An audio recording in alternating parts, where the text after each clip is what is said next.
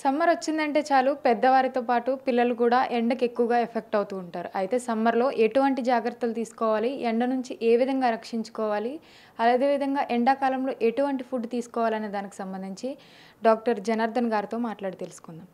Sir, summer వచ్చిందంటే చాలా పిల్లలతో పాటు పెద్దలు కూడా చాలా ఎఫెక్ట్ అవుతూ ఉంటారు. ఈ ఎండాకాలంలో ఎటువంటి జాగ్రత్తలు తీసుకోవాలి? ఓకే. అంటే ఐఎమ్ డాక్టర్ జనార్దన్ రెడ్డి అండి. Consultant paediatrician in Medicover women and child hospital. So మీరు అడిగింది రైట్ క్వెషన్. ఈ ఇయర్ సమ్మర్ కూడా చాలా ఎర్లీగా వచ్చింది. చాలా తీవ్రంగా ఉంది. సో ఎండ కూడా ఆల్మోస్ట్ 40-44 కూడా టచ్ అయింది కొన్ని ఏరియాస్‌లో అయితే. మెయిన్‌గా సమ్మర్‌లో మనం చూసే ప్రాబ్లమ్స్ ఏంటంటే కిడ్స్‌లో ఒకటి డీహైడ్రేషన్, రెండోది సన్ బర్న్, తర్వాత దాంతో పాటు హీట్ ఎగ్జాషన్, హీట్ స్ట్రోక్, కామన్‌గా చూసే ఇన్ఫెక్షన్స్ కూడా కొన్ని ఉంటాయి. అంటే ఫుడ్ పాయిజనింగ్ గానీ, గ్యాస్ట్రోఇంటెస్టైనల్ ఇన్ఫెక్షన్స్, వాటిని స్టమక్ బగ్స్ అంటాం. అట్ ద సేమ్ టైం కొన్నిసార్లు ఈ ఇన్సెక్ట్ బైట్స్ కూడా కామన్‌గానే చూస్తాం. సో ఫస్ట్ డీహైడ్రేషన్ అంటే, డీహైడ్రేషన్ అనేది చాలా కామన్‌గా ఫేస్ చేసే ప్రాబ్లమ్. బికాస్ ఎందుకంటే సమ్మర్‌లో కిడ్స్ అందరూ స్కూల్స్ ఉండవు కాబట్టి ఎక్కువ ప్లే, అవుట్ సైడ్ ఎక్కువ యాక్టివిటీ ఉంటుంది. సో దానివల్ల ఏమవుతుందంటే ఎస్పెషల్లీ మార్నింగ్ 10 నుంచి ఈవినింగ్ 4 వరకు ఎండ తీవ్రత అనేది చాలా ఎక్కువ ఉంటుంది. ఎండ తీవ్రత ఎక్కువ ఉన్నప్పుడు సరిగ్గా అడిక్వేట్ క్వాంటిటీ ఆఫ్ వాటర్ తీసుకోకపోతే, కావాల్సిన హైడ్రేషన్ దొరక్కపోతే వాళ్ళు ఈజీగా డిహైడ్రేషన్లోకి వెళ్ళిపోతారు.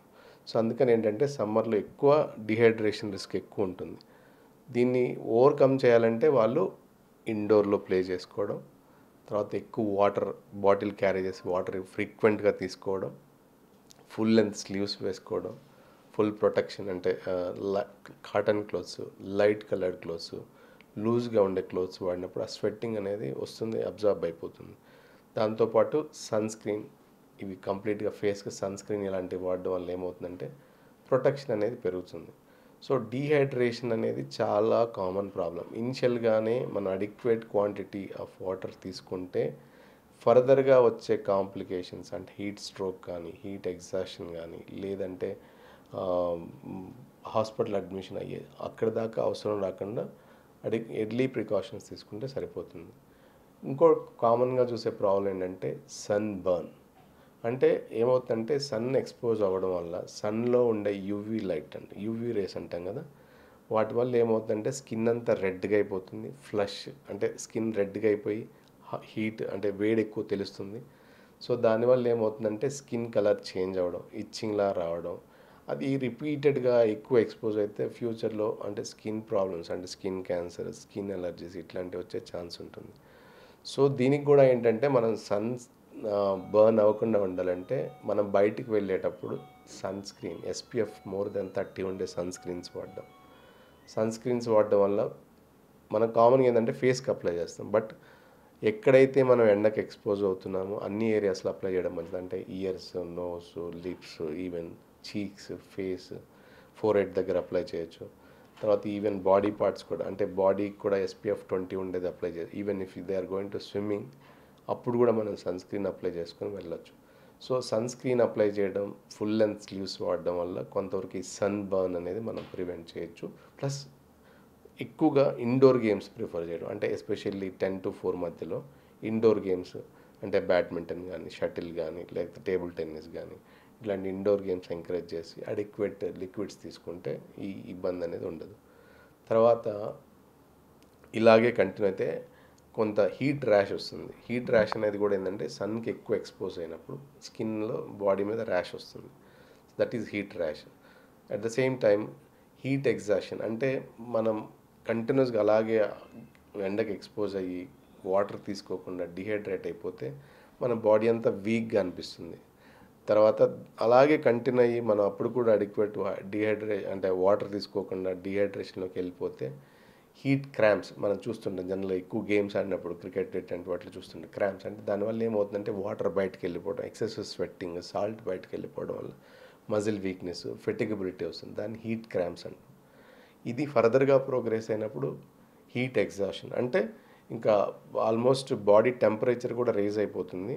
మనం వీక్ అయిపోతాం, ఫెటిగబిలిటీ వచ్చేస్తుంది. సో దాన్ని కూల్ చేయాలి ఇమీడియట్గా. ఇది మనం ఈ స్టెప్లో కూడా ఇంటర్వ్యూన్ అవ్వకపోతే హీట్ స్ట్రోక్ అంటాం. దాన్నే సన్ స్ట్రోక్ అని కూడా అంటాం. మనం కామన్గా ఈ సమ్మర్లో చాలామంది ఎస్పెషల్లీ ఓల్డ్ ఏజ్ పీపుల్ అంటే ఇప్పుడు 80s 90sలో ఉండే సమ్మర్లో డెత్స్ ఎక్కువ ఉంటాయి. ఎందుకు అంటే సన్ స్ట్రోక్ వల్లే.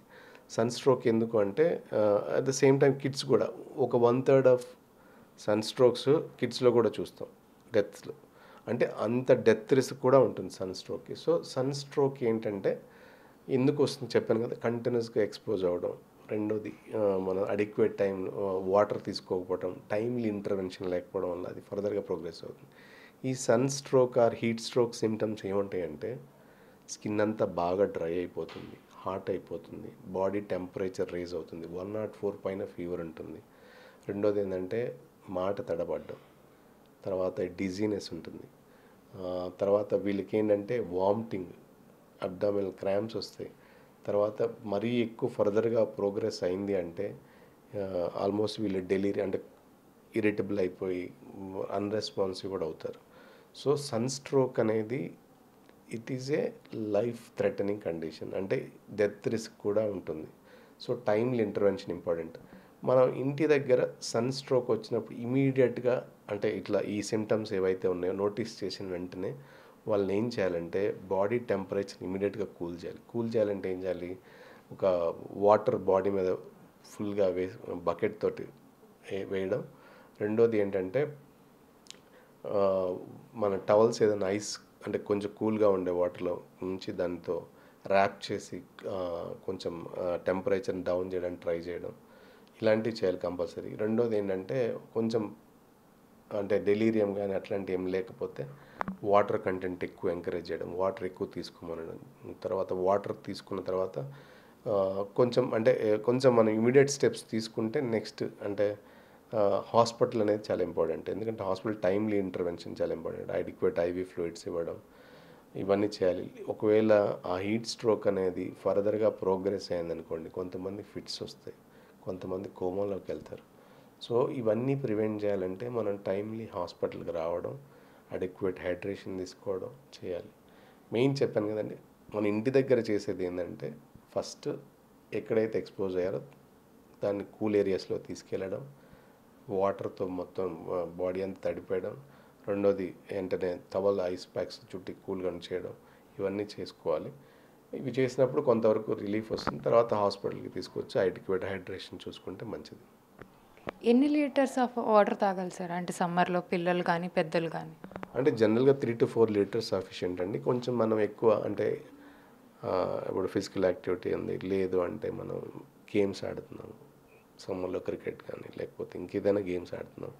సో గేమ్స్ ఆడుతున్నప్పుడు డెఫినెట్గా మనం ఎక్కువ క్వాంటిటీ తీసుకోవాలి. ఎందుకంటే ఎంత స్వెట్ వెళ్తుందో దాన్ని కంపల్సరీ సాల్ట్ వెళ్తుందో దాన్ని రీప్లేస్ చేయాలి.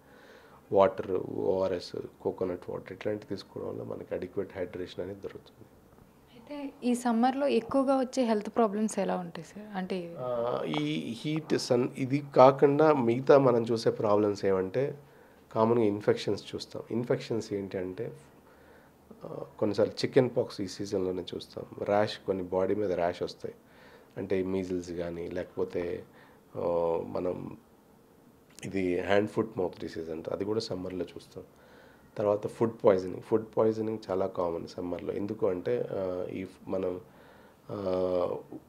వాటర్ శానిటేషన్ బాగోదు. కొన్నిసార్లు వాటర్ అనేది అడిక్వేట్గా ప్యూరిఫై చేసుకోకుండా తాగడం. రెండోది ఫుడ్ ప్రిపరేషన్ చేసేటప్పుడు హ్యాండ్ వాష్ చేసుకోకుండా ప్రిపేర్ చేయడం, ఇటువన్నిటి వల్ల. లేదా స్టోర్డ్ ఫుడ్ సరిగా ప్రాపర్గా, ఫర్ ఎగ్జాంపుల్ ఇప్పుడు మనం ఫ్రిడ్జ్లో పెట్టాలి, అడిక్వేట్ టెంపరేచర్ మెయింటైన్ చేయలేకపోవడం సమ్మర్లో హీట్ ఎక్కువ ఉండడం వల్ల. దానివల్ల కూడా కొన్ని పదార్థాలు పాడైపోయి వాటిని తీసుకోవడం వల్ల ఫుడ్ పాయిజనింగ్ వచ్చే ఛాన్స్ ఉంటుంది. ఎట్ ద సేమ్ టైం కొన్ని వైరల్ ఇన్ఫెక్షన్స్ కూడా కామన్గా చూస్తాం. వైరల్ ఇన్ఫెక్షన్స్ అంటే లైక్ ఇప్పుడు మీరు చూస్తున్నారు గ్యాస్ట్రో అంటే డయేరియా ఉంటుంది. డయేరియా కొన్ని నార్వాక్ వైరస్ అని, అడినో వైరస్ అని, ఇంకా కొన్ని వైరస్లు వాటర్ కంటామినేషన్ వల్ల కూడా ఈ లూజ్ మోషన్స్ ఎక్కువ అవడం, దానివల్ల వాటర్ బయటికి పోవడం, డిహైడ్రేట్ అవ్వడం, యూరిన్ తక్కువ వెళ్ళడం, బీపీ డ్రాప్ అవడం, ఇట్లాంటి కాంప్లికేషన్స్ కూడా చూస్తాం. సో ఈ డిహైడ్రేషన్ కానీ లేకపోతే డయేరియా ఎక్కువ ఉన్నప్పుడు కొన్నిసార్లు బాగా లిక్విడ్స్, ఓఆర్ఎస్ ఎక్కువ తీసుకోవాల్సి వస్తుంది. ఒకవేళ చైల్డ్ తీసుకునే కండిషన్లో లేకపోతే హాస్పిటల్ అడ్మిట్ చేసి ఐవీ ఫ్లూయిడ్స్ తీసుకోవడం, డిహైడ్రేషన్ ప్రివెంట్ చేసుకోవడం ఇంపార్టెంట్. సమ్మర్‌లో చికెన్ పాక్స్ అనేది ఎక్కువగా వస్తుంది. అంటే ఈ సీజన్‌లోనే రావడానికి గల కారణం అంటే ఏంటి ఈ సార్? వైరస్ అనేది ఈ సీజన్‌లో ఎక్కువ స్ప్రెడ్ అయ్యే ఛాన్స్ ఉంటుంది. అంటే ఎస్పెషల్లీ మార్చ్, మే, ఏప్రిల్, మే మంత్స్‌లో. సో, సమ్మర్ చికెన్ పాక్స్ అంటే తెలిసిందే ఫీవర్ తోటి స్టార్ట్ అవుతుంది. తర్వాత ర్యాష్ స్లోగా స్టార్ట్ అయ్యి బాడీ మీద మల్టిపుల్ అంటే కొన్ని హీల్ లిజన్స్, కొన్ని పస్యులర్ లిజన్స్, కొన్ని స్కాబ్స్ ప ప ఈ డిఫరెంట్ స్టేజెస్ ఆఫ్ ర్యాష్ ఉంటుంది బాడీ మీద. దాంతోపాటు చికెన్ పాక్స్‌లో ఇంకొక ప్రాబ్లమ్ ఏంటంటే చాలామంది మెజారిటీ కిడ్స్‌కి జస్ట్ ఫీవర్, బాడీ మీద ర్యాష్ కొంచెం అట్లా వచ్చి తగ్గిపోతే పర్లేదు. కొంతమంది కాంప్లికేషన్స్ కూడా చూస్తాం. చాలా కామన్ సివియర్ కాంప్లికేషన్స్ కూడా ఉంటాయి చికెన్ పాక్స్ వల్ల. అంటే ఇప్పుడు ఫర్ ఎగ్జాంపుల్ ఇయర్‌లో ఇన్ఫెక్షన్ రావడం, ప్యాంక్reatitis రావడం, లేకపోతే అంటే హార్ట్‌కి ఇన్‌ఫ్లమేషన్ వచ్చి ఇన్ఫెక్షన్ రావడం వల్ల మయోకార్డైటిస్ ఉంటుంది దాన్ని. కొన్నిసార్లు లంగ్స్‌లో న్యూమోనియా రావడం, కొన్నిసార్లు బ్రెయిన్‌కి ఎన్సెఫలైటిస్ అంటాం. సో ఇట్లాంటి సివియర్ కాంప్లికేషన్స్ కూడా ఉంటాయి. సో జనరల్గా ఏంటంటే ఈ చికెన్ పాక్స్ అనేదానికి జనరల్గా అబోవ్ 1 ఇయర్, బిలో 12 ఇయర్స్ ఉంటే మనం ట్రీట్మెంట్ ఏమి ఇవ్వక్కర్లేదు. Just supportive medication, fever medication తీసుకుంటే చాలు, అడిక్వేట్ హైడ్రేషన్ తీసుకుంటే చాలు. But above 12 years, below 1 year ఉన్న కిడ్స్కి మన ఎస్ఐక్లోవిర్ అనే సిరప్స్ ఉంటాయి లేదా టాబ్లెట్స్ ఉంటాయి, అవి వాడుకోవాలి కంపల్సరీ. ఎందుకంటే వాళ్ళలో సివియర్గా వచ్చే ఛాన్స్ ఎక్కువ ఉంటుంది కాబట్టి above 12 years, below 1 year. And ఈ కాంప్లికేషన్స్ ఏమైనా నోటీస్ చేస్తే అంటే ఇప్పుడు ఇయర్ డిజీజ్, లంగ్స్లో న్యూమోనియా లేదా మయోకార్డైటిస్ లేదా ప్యాంక్రెటిస్ లేదా బ్రెయిన్ ఎన్కెఫలైటిస్ ఇట్లాంటివి ఉంటే మాత్రం డెఫినెట్గా హాస్పిటల్ ఇమీడియట్గా అప్రోచ్ అయ్యి అవడం బెటర్. ఎందుకంటే ఈ సిమ్టమ్స్ అనేవి కొన్నిసార్లు లైఫ్ థ్రెటనింగ్ కూడా, అంటే లైఫ్ రిస్క్ కూడా ఉంటుంది.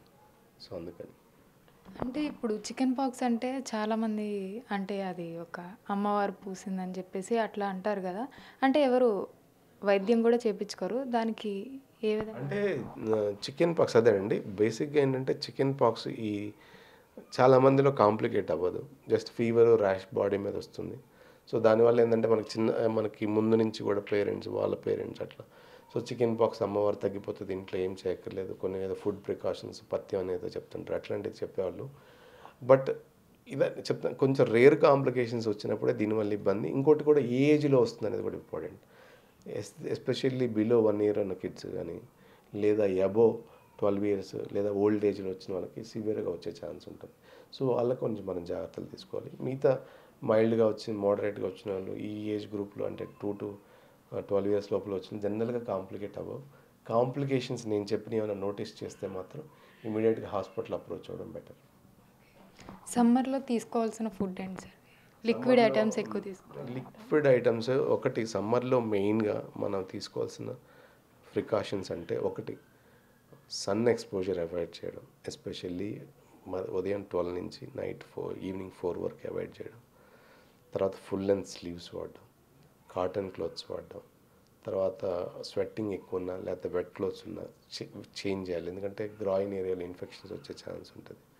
తర్వాత సన్ స్క్రీన్స్ వాడడం, ఫుల్ ఎస్పీఎఫ్ మోర్ దెన్ 30 ఉండేవి, బాడీ ఎక్స్పోజ్ అయ్యే ఏరియాస్లో సన్ స్క్రీన్ వాడడం. తర్వాత ఈ అవుట్డోర్ గేమ్స్ ఎంకరేజ్ చేయకుండా ఉండడం, ఇండోర్ గేమ్స్ ఎంకరేజ్ చేయడం, స్విమ్మింగ్ ఇట్లాంటి వాటిలో పార్టిసిపేట్ చేయొచ్చు. స్విమ్మింగ్ అంటే కొంచెం అంత టెంపరేచర్ కంట్రోల్డ్గా ఉంటుంది కాబట్టి స్విమ్మింగ్ ఇట్లాంటి ఎంకరేజ్ చేయొచ్చు. At the same time adequate hydration, this is very important. ఎంత తీసుకుంటే వాటర్ అంత మంచిది. ఇప్పుడు స్వెట్టింగ్ బయటకు వెళ్తాం, దాన్ని రీప్లేస్ చేయాలి, ఆ వాటర్ కంటెంట్ అంతా మనం రీప్లేస్ చేయాలి.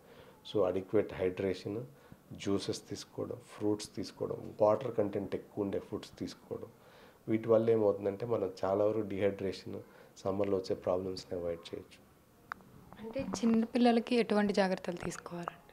చిన్నపిల్లలు అంతే సేమ్ హైడ్రేషన్ జాగ్రత్త చూసుకోవడం.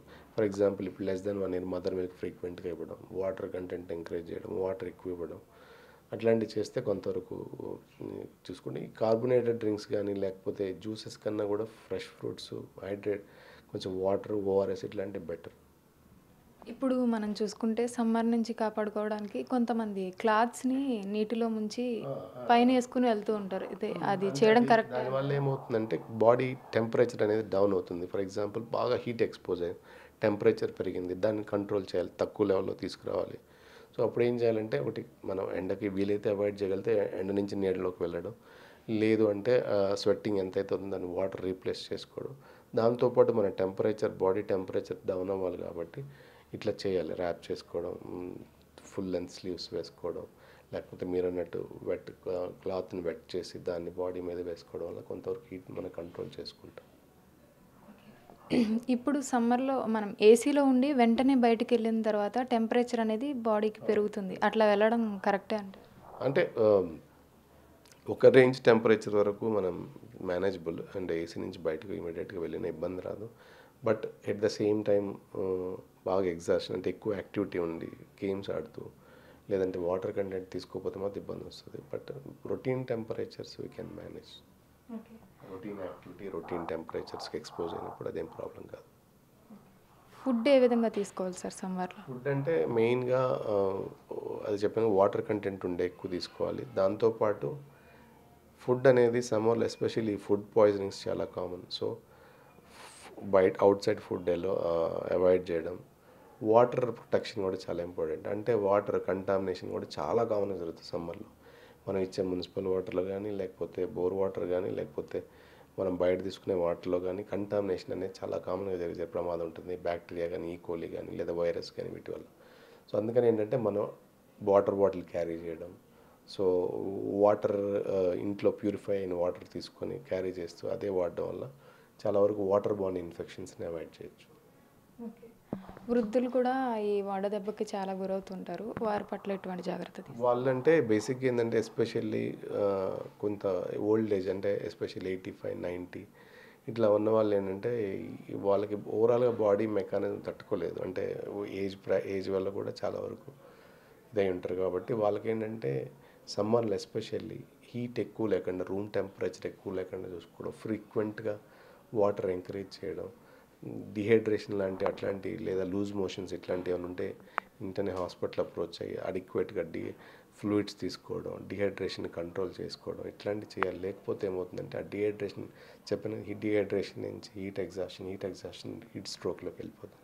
హీట్ స్ట్రోక్కి వెళ్ళిపోయినప్పుడు వాళ్ళు ఏంటంటే కాన్షియస్ లూజ్ అవుతారు, ఇంటేక్ తగ్గిపోతుంది, అసలు వాటర్ కూడా తీసుకోరు. దానివల్ల ఏమవుతుందంటే డెత్ అవుతుంది అల్టిమేట్గా. సో దానికి ఏంటంటే మనం రూమ్ టెంపరేచర్ని కంట్రోల్ చేసుకోవడం, ప్రాపర్గా ఫ్లూయిడ్స్ ఇవ్వడం, ఎంత వీలైతే అంత ఎక్కువసార్లు ఎంకరేజ్ చేయడం, లిక్విడ్ డైట్ కొంచెం కొంచెం ఎక్కువ పెట్టడం.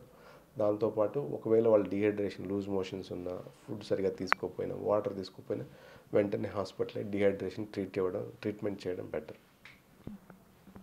ఈ సమ్మర్ నుంచి తప్పించుకోవడానికి ఏమైనా 2 టిప్స్ ఏమైనా చెప్తారా? 2 టిప్స్ అంటే day time sun exposure avoid చేయడం, అడిక్వేట్ హైడ్రేషన్, అంతే, దట్స్ ఆల్. ఓకే. చూసారు కదా! బయటికెళ్ళేటప్పుడు తగిన జాగ్రత్తలు తీసుకొని బయటకు వెళ్తే ఎటువంటి ప్రాబ్లమ్ ఉండదని అయితే చెప్తున్నారు.